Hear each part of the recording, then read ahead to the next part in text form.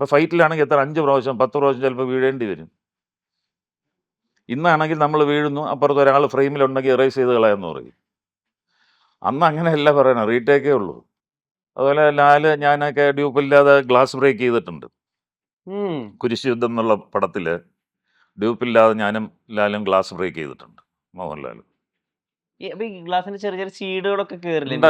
അങ്ങനെ കയറില്ല അത്, പക്ഷെ നമ്മുടെ അതായത് ഇത് ചാടുമ്പോൾ മാസ്റ്ററും കൂടെ അടിക്കുക, അല്ലാതെ ബ്രേക്ക് ആവില്ല. അത് ഒരു എയർ ഗ്യാപ്പ് ഉണ്ടാവും അതിന്, അല്ലാതെ ബ്രേക്ക് ആവില്ല. ഈ ഷുഗർ ഗ്ലാസ് അല്ലേ ഇത്. ഇന്നിപ്പോ അത് വാക്സ് ആയി. നമ്മൾ വീണ് കഴിയുമ്പോൾ നമ്മൾ അങ്ങനെ തന്നെ കിടക്കുള്ളൂ, ഷോട്ട് കട്ട് ചെയ്യണവര്. അത് കഴിഞ്ഞിട്ട് മാസ്റ്റർ വന്ന് ഡ്രസ്സൊക്കെ തന്നെ ഊരി വെള്ളമൊക്കെ ഒഴിച്ചത് കളയും. ഇല്ലെങ്കിൽ ആ പൊടിയൊക്കെ ഇങ്ങനെ തേച്ച് കഴിഞ്ഞാൽ നല്ലപോലെ മുറിയും. വെള്ളം ഒഴിച്ച് കളഞ്ഞ് വീണ്ടും ഡ്രസ്സ് ചെയ്ത് അടുത്ത ഷോട്ടിലേക്ക്. അപ്പോൾ പിന്നെ നമ്മൾ കുറച്ച് ക്രിസ്റ്റൽ ഇതൊക്കെ എടുത്തിട്ട് പിന്നെ ഇങ്ങനെ ഒന്ന് കുലുക്കിയിട്ടൊക്കെ മാറി. ശരി, ലാൽ സാറും കൂടി മറ്റേ ഒരു അടിമപ്പടത്തില് അടിമയിൽ രണ്ടുപേരും അടിക്കുന്നത് റിയൽ വടികളാണല്ലേ? അതെ. അപ്പൊ അടിമേത്ത് കൊണ്ടിട്ടില്ലേ? അടി അങ്ങനെ മേത്ത് കൊണ്ടിട്ടില്ല, എന്നാലും കയ്യിലൊക്കെ നമുക്കത് കൊള്ളും. പക്ഷെ അത് ആ വടിത്തല്ലെടുത്ത് എനിക്ക് തോന്നുന്നു അത് സിംഗിൾ ഷോട്ട് ആണോ എന്നൊരു ഡൗട്ടുണ്ട്. കാര്യം വെച്ചാൽ ലാസ്റ്റ് ഫിലിമാണ്. 300 അടിയെങ്ങാണ്ടേ ഉള്ളൂ, 200-300 അടിയേ ബാക്കിയേ ഉള്ളൂ. പക്ഷെ 200 അടി 250 അടി ഫൈറ്റ് വേണം. അപ്പം മാസ്റ്റർ തന്നെയാണ് സൈഡിൽ നിന്നിട്ട് ആക്ഷൻ കട്ട് എന്ന് പറഞ്ഞ ക്യാമറ ഇങ്ങനെ ഓൺ ചെയ്യാൻ ഓഫ് ചെയ്യുക. അപ്പം ഷോട്ട് അടിച്ച് അങ്ങനെ പോകുമായിരുന്നത്. ഇല്ലെങ്കിൽ ഫിലിം തീർന്നു കഴിഞ്ഞാൽ ഇല്ല. ലാസ്റ്റ് ഡേ ഞങ്ങൾ ഈവനിങ് ഫ്ലൈറ്റ് ബുക്ക് ചെയ്തിരിക്കുന്നു ബാംഗ്ലൂരിൽ നിന്ന് വരാനായിട്ട് ചെന്നൈക്ക്. അപ്പോൾ അങ്ങനത്തെ ഒരു സംഭവം ഉണ്ടായിരുന്നു അന്ന്. ഈ ഫിലിമിൽ നിന്ന് ഡിജിറ്റലിലേക്കുള്ള ട്രാൻസിഷൻ വന്നപ്പോൾ കുറേ ആൾക്കാർ പറയുന്ന 2 കാര്യങ്ങളുണ്ട്. ഒന്ന്, ആർട്ടിസ്റ്റുകൾക്കും ടെക്നീഷ്യൻസിനും മൊത്തത്തിൽ ഡിസിപ്ലിൻ കുറച്ച് കുറഞ്ഞു. അതായത് എത്ര കുറേ വേണമെങ്കിൽ എടുക്കാമല്ലോ, കുറേ എടുത്തു കൂട്ടാം, അങ്ങനത്തെ ഒരു ചിന്ത വന്നു. ഒന്ന്. 2, ആർട്ടിസ്റ്റുകളുടെ ഡെഡിക്കേഷനും അല്ലാതെ കുറഞ്ഞു. അതായത് ഇപ്പോൾ വിഷ്ണു ലോകത്തിലെ പടം എടുത്തു നോക്കുകയാണെങ്കിൽ ഒരു കത്തുന്ന ടയർ എടുത്തിട്ടുള്ള അഭ്യാസം കാണിക്കുന്നത് ശ്രീ മോഹൻലാൽ തന്നെയാണ്. ടൈറ്റായി പോയി. ലാലിന്റെ ഫ്രെയിം വലുതല്ലേ. സാധാരണ ഇത് വെളിയിൽ കാണിക്കുന്നത് മറ്റേ തിരി പോലത്തെ പിള്ളേരായിരിക്കും. ഇത് ജാമായി പോയി. എന്നിട്ട് അതിങ്ങനെ പുകഞ്ഞു പോയത്. അതാണ് വെള്ളം കോരിയൊക്കെ പിന്നെ പുറത്തൊഴിച്ചോണ്ട് വന്നത്. തോർത്തിൽ വെള്ളം നോക്കിയിട്ട് പുറത്തിങ്ങനെ തട്ടുക, അങ്ങനെയൊക്കെ. ഞാനുണ്ട്, ഞങ്ങൾ നോക്കിക്കൊണ്ടിരിക്കില്ലേ ഇത്. ഞാനും മണിയമ്പിള്ള രാജു ഉണ്ടല്ലോ. അപ്പം ഞങ്ങളൊക്കെ പിന്നെ പോയിട്ട് ഇങ്ങനെ തട്ടി കൊടുക്കുകയാണ്. നല്ല പോലെ പുകയുണ്ട്. അതിൽ റൂമിൽ പോകണമെന്ന് ചോദിച്ചപ്പോഴത്തേക്കും ഇല്ല, 2 ഷോട്ടല്ലേ, അത് തീർത്തിട്ട് പോകാം, ഇങ്ങനെ പറയുള്ളൂ. അടുത്ത 2 ഷോട്ടും തീർത്തിട്ടാണ് ലാൽ റൂമിൽ പോകുന്നത്. റൂമിൽ പോയിട്ട് കുളിച്ചിട്ട് വന്ന് ഏസിഡ് മുമ്പ് ഇങ്ങനെ വന്ന് നിൽക്കും, പൊടി വെള്ളം ഒഴിക്കും, അങ്ങനെ നിന്നിട്ടുണ്ട്.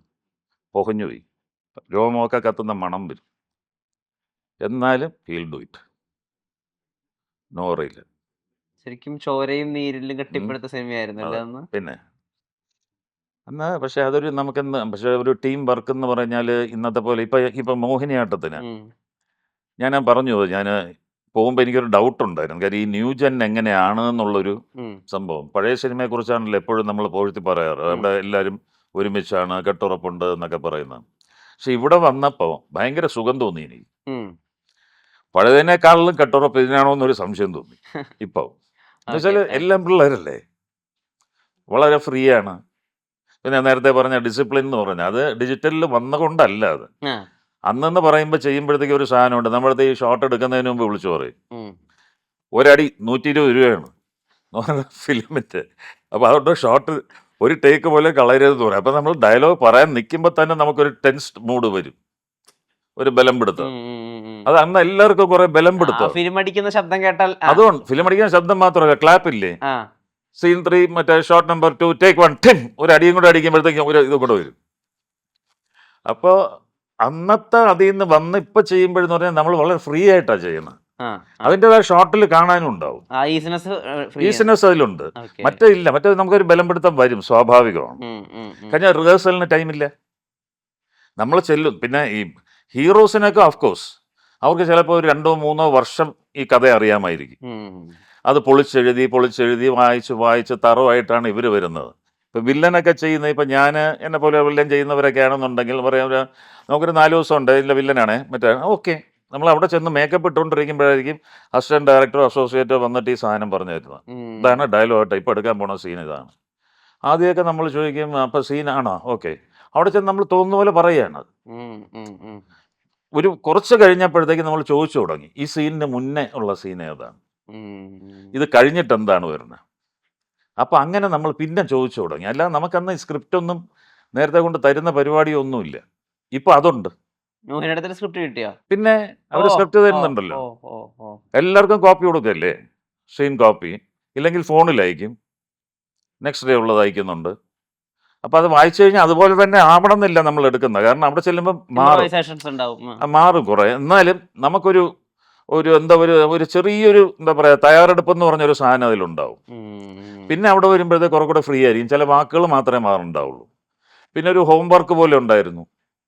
ആ സീനിലുള്ളവരെല്ലാം കൂടെ ഒരു ക്യാബിൻ്റെ ഉള്ളിൽ കയറുക, കാരവനിൽ. അവിടെ ഇരുന്നിട്ട് ഡയറക്ടറും സ്ക്രിപ്റ്റ് റൈറ്ററും അസോസിയേറ്റും എല്ലാ ആർട്ടിസ്റ്റും കൂടെ ഇരുന്നിട്ട് ഈ ഡയലോഗ് മുഴുവൻ പറഞ്ഞു നോക്കുക. ഒരു 2-3 പ്രാവശ്യം ആകുമ്പോൾ നമ്മൾ തറവായി. ഓക്കെ. അപ്പോൾ അവിടെ ചെല്ലുമ്പോൾ അത് പറയാം, മറ്റേതല്ല, ഷോട്ട് ബൈ ഷോട്ട് പറയുക. അപ്പോൾ വ്യത്യാസമുണ്ട്. അപ്പോൾ അതുകൊണ്ട് ഇത് പറയാൻ പറ്റില്ല. ഇപ്പം മറ്റേ ഇത് പോയി എന്ന് പറയാൻ പറ്റില്ല. ഒരു മോണിറ്ററിൽ നമ്മൾ കാണുന്നതുകൊണ്ട് ഇങ്ങനെ നോക്കുമ്പോൾ ഒന്നുകൂടെ എടുത്താലോ അത് നമ്മൾ ചോദിക്കും, സ്വാഭാവിക. അതൊക്കെയാണ് ടൈം കൺസ്യൂമിങ് ആയിട്ട് വരുന്നത്. ഈ മോഹിനിയാട്ടത്തെ സംബന്ധിച്ചിടത്തോളം മലയാള സിനിമ അധികം എക്സ്പ്ലോർ ചെയ്യാത്തൊരു ജോണർ, ഒരു പ്രത്യേക തരം തമാശ. അതെ, ആ തമാശക്കകത്ത് ഒരു ക്രൂരതയുണ്ട്. ഉണ്ട്, എന്നിട്ടും അത് ആസ്വദിച്ച ആളുകൾ കാണുന്നു, ഉണ്ട്, ഉണ്ട്. കുടുംബത്തോടുകൂടി ആളുകൾ കാണുന്നു. ശരിക്കും മലയാളിയുടെ കാഴ്ചാശീലങ്ങൾ മാറി, സിനിമ രീതികൾ മാറി, സിനിമ മൊത്തത്തിൽ മാറി. ഇത് പ്രതീക്ഷ വെക്കാവുന്ന ഒരു സ്ഥലത്തേക്കാണ് ആ പോകുന്നത്. പ്രതീക്ഷ വയ്ക്കാവുന്ന സ്ഥാനത്തേക്ക് തന്നെയാണ് പോകുന്നത്. കാര്യം എന്ന് വെച്ചാൽ ജനങ്ങൾ ഇപ്പോൾ അതിലൊരു ക്രൈം ഉണ്ടെങ്കിലും അവരതിനെ ഒരു തമാശയായിട്ട് എടുത്തിട്ടുള്ള എല്ലാവരും കണ്ടിട്ട് ചിരിച്ച് മണ്ണ് തപ്പി എന്ന് പറഞ്ഞിട്ട് ഓരോരുത്തർ എഴുതിയിരിക്കണം. ഇന്നലെ കാലിക്കട്ടിൽ നിന്നൊക്കെ വന്ന റിപ്പോർട്ട്സ് ഉണ്ട് ഇതിൽ, എൻ്റെ സുഹൃത്തുക്കളൊക്കെ അയച്ചിട്ടുള്ളത്. അപ്പം ഞാനിങ്ങനെ സൈജുവിന് കേൾപ്പിച്ചു കൊടുത്തു, സൈജു കുറുപ്പിന്. അപ്പോൾ അവർ എൻജോയ് ചെയ്യാണ്. ഇപ്പം സ്ത്രീകളാണെങ്കിൽ തന്നെ അവർ എൻജോയ് ചെയ്യുക. മറ്റേ ശരി ചെറുപ്പക്കാർ എൻജോയ് ചെയ്തു, ഓക്കെ. ഇതല്ല, ഇത് ഏജ് ഉള്ളവർ തന്നെയാണ് കണ്ടിട്ട് പറഞ്ഞാൽ ചിരിച്ചിരിക്കുകയായിരുന്നു എന്ന് പറയുന്നത്. അപ്പം അവരുടെ എല്ലാം മാറിയോ എന്നുള്ളതല്ല, ഒരു ചേഞ്ച് എന്നൊരു സാധനം എല്ലാവരും ഇഷ്ടപ്പെടുന്നു. എപ്പോഴും നമുക്കൊരു ചേഞ്ച് വേണമെന്ന് ഇഷ്ടപ്പെടുന്നവരാണ് നമ്മൾ. ചേഞ്ച് എന്താണ്, അതിനോടാണ് നമുക്ക് താല്പര്യം കൂടുതൽ വരിക. അപ്പോൾ ഇത് ആദ്യമായിട്ട് വന്നൊരു സംഗതി ആയതുകൊണ്ട് കയറി പിടിച്ചതാണ്. പിന്നെ ആദ്യത്തെ പാർട്ട് എന്തുകൊണ്ട് പോയില്ല എന്ന് ചോദിച്ചു കഴിഞ്ഞാൽ നമുക്കതിന് മറുപടി ഒന്നും പറയാൻ പറ്റില്ല. കാരണം മേനോൻ്റെ ഇസബെല്ല പോയിട്ടുണ്ടായിരുന്നില്ല. ടി വിയിൽ വന്നപ്പോൾ എന്തെങ്കിലും കാണാൻ തുടങ്ങി. സിബി മലയിൽ മോഹൻലാലിൻ്റെ ദശരഥ, അതും റിലീസായപ്പോൾ ഓടിയില്ല. എന്ന് വെച്ചാൽ ആ പടങ്ങളൊക്കെ പലപ്പോഴും ഈ ഒരു 4-5 വർഷം മുന്നേ ഓടുക കാലഘട്ടത്തിൽ. അപ്പോൾ അങ്ങനെ സഞ്ചരിക്കുന്ന പടങ്ങളാണ് പെട്ടെന്ന് നിൽക്കാതെ പോണത്. ഇപ്പോൾ ഓരോരുത്തരുടെ മനസ്സും അങ്ങനെ സഞ്ചരിക്കാൻ തുടങ്ങി.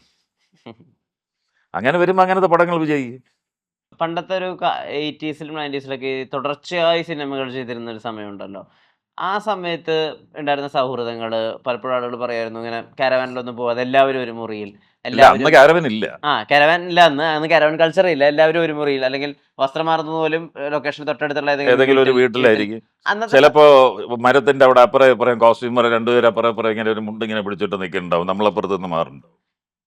ഇങ്ങനെയൊക്കെ ഒരുപാട് സാഹചര്യങ്ങൾ ഉണ്ടായിട്ടുണ്ട്.